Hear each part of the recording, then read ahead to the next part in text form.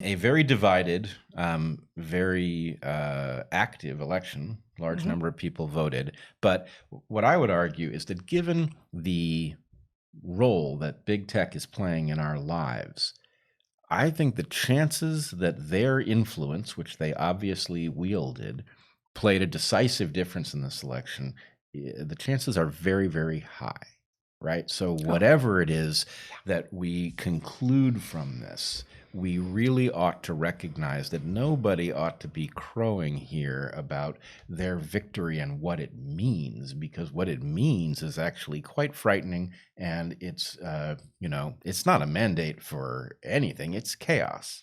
yeah, it's chaos. It is at some level a reveal of continued influence peddling having an effect on elections, as you would think it must all the time. But this, in fact, was one of the things that Trump went into office the first time arguing against. That he didn't have the kind of influence to peddle in order to get people on his side that all of the mainstream candidates from the Republican Party and the Democratic Party have had and are fighting hard to retain. Yeah. Now, we talk a lot about influence peddling, and I get a lot of correspondence. People are, I think, puzzled by the term. Okay. But I would say that there's something that I think. Well, should we? I didn't know that. Should we define it then? Well, I mean, it's just it's selling your power earned in a democratic process, selling your power to moneyed interests. And I think part of the problem is that influence peddling is supposed to be illegal, right? And in a narrow sense, it's illegal. But in a broad sense, it's most definitely not illegal, which is to say that mechanisms evolve that remain inside of the legally tolerated behavior, but that clearly amount to influence peddling. Yeah, a lot of quid pro quos, this for that, could be seen as influence peddling. And if you are simply exchanging one good for another, one vote for a future promise, any number of things, some of those will be strictly illegal, and some of them the law won't have anything to say about at all. Well, I remember from a civics class when I must have been, I don't know, was I 9 years old? And maybe the one time in my life I heard the term log rolling, which was a description of what would sometimes be termed how the sausage is made. That log rolling in the American political context is basically involves trading votes, which this was described in a civics book. It's not illegal, and it's not even bad necessarily. I've never heard it before, and I don't get the metaphor. Well, I don't know even know what it's a reference to, but the idea is... I'm imagining people on rivers as, in logging camps moving downstream. I can't even fathom what actually it means.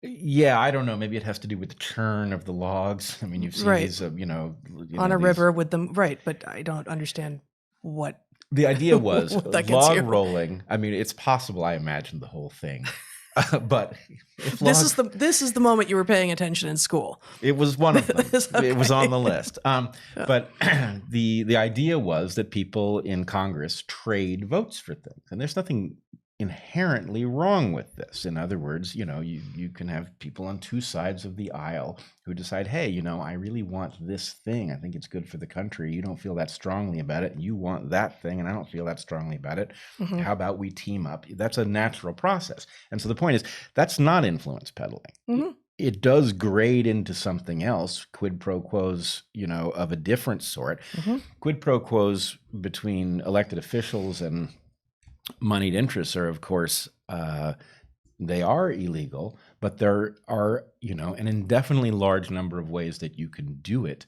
that it can't be proven. And I will tell you, the question of, deniability, plausible and otherwise, is so central to the questions of influence peddling that, we really need to all get on the same page about it. But the fact of the House having impeached the president, mm-hmm. Which I would argue was the result of a more or less out in the open conspiracy against the president since he took office, mm-hmm. that found something that actually was very disturbing, Of course. The abuse of power by the president was real, where the president was trying to get Hunter Biden, of all people, investigated in Ukraine. And so, anyway, you've got something very troubling on both sides. You've got a political apparatus that's out of control, hell-bent on destroying a democratically elected president that then does find something disturbing, arguably justifying of an impeachment. But what is it that was, at the core of the abuse of power by Trump? Was a question of influence peddling by Hunter Biden of his father's influence, right? And then what comes spilling out at the end of this electoral cycle is evidence of how deep the rabbit hole goes. Now, does any of it necessarily say that, Joe Biden was aware of it? No. On the other hand, it is suggestive of something that we just don't see that's going on all the time that does involve, foreign powers, and it involves our interests as Americans being compromised because there's some sort of an economic exchange going on behind the scenes that we're just never made aware of. Right. It's very dangerous stuff. It is.